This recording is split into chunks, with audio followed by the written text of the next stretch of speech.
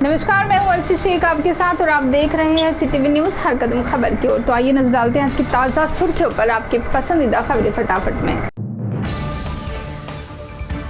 राज्य के अन्न व औषध प्रशासन विभाग के आयुक्त पद पर तुकाराम मुंडे का चयन होने के बाद विभागों की कार्रवाई में तेजी देखी जा रही है। मंगलवार को चंद्रपुर शहर में एक बेकरी पर कार्रवाई करने के बाद बुधवार विभाग के पथक ने जेटपुरा गेट परिसर में स्थित पतंजलि स्टोर की विस्तृत जांच की। इस दौरान नियमों का उल्लंघन कर बेचे जा रहे 45,970 रुपए के मुद्देमाल को जब्त किया गया। इस कार्रवाई से व्यापारियों में हड़कंप मचा हुआ।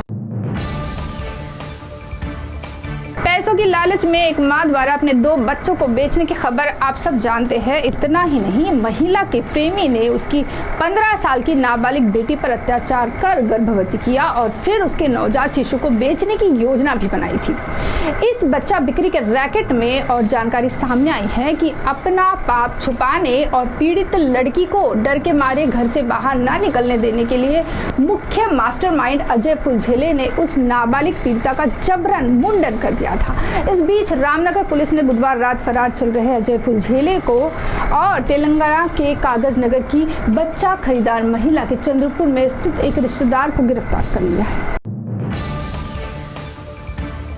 चंद्रपुर जिले के पुलिस प्रशासन को अधिक सक्षम और आधुनिक सुविधा उपलब्ध कराने के लिए निर्माण किए जाने वाले नए पुलिस अधीक्षक कार्यालय के इमारत का निर्माण कार्य ऊंचे दर्जे का, आकर्षक और भव्य स्वरूप का होना चाहिए।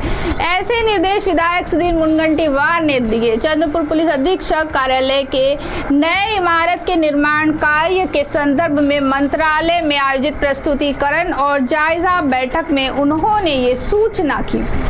इस समय पंकज भोयर राज्य मंत्री की अध्यक्षता में हुई बैठक में महाराष्ट्र राज्य पुलिस गृह निर्माण और कल्याण महामंडल की ओर से प्रस्तावित प्रारूप पेश किया गया।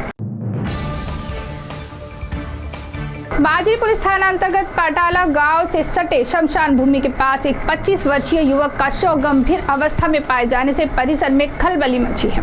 प्राथमिक अंदाज के मुताबिक पुरानी दुश्मनी के चलते ये हत्या होने की संभावना जताई जा रही है। मृतक का नाम आकाश बाबाराव जरीले शेम्बल वरोरा निवासी होने का जांच में सामने आया है। वर्धा नगर परिषद के भ्रष्टाचार का मामला सामने आया है। ठेकेदार के बिल मंजूर करने के लिए 2 लाख की रिश्वत लेते समय अभियंता एसीबी के जाल में फंसा। एसीबी ने बनाई योजना के तहत अभियंता को रंगे हाथ गिरफ्तार किया गया। इस कार्रवाई से नगर परिषद में खलबली मची है। कोरपला से अलग अलग शहरों के लिए संचालित राज्य परिवहन निगम की बस सेवाओं में लगातार हो रही अनियमितता से यात्री परेशान है।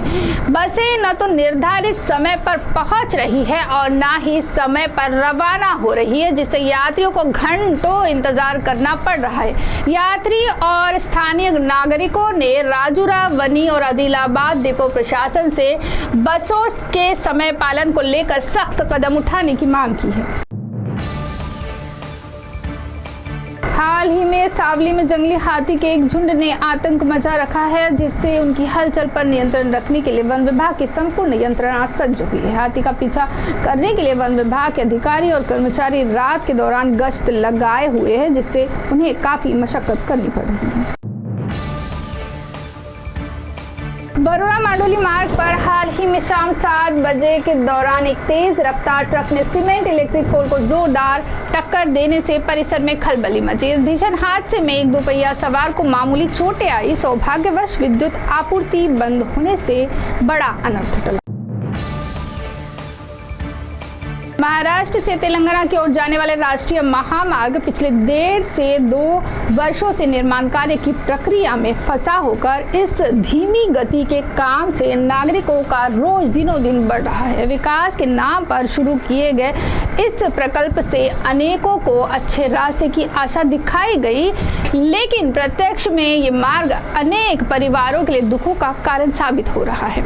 ऐसी भावना सर्वसामान्य में व्यक्त हो रही है।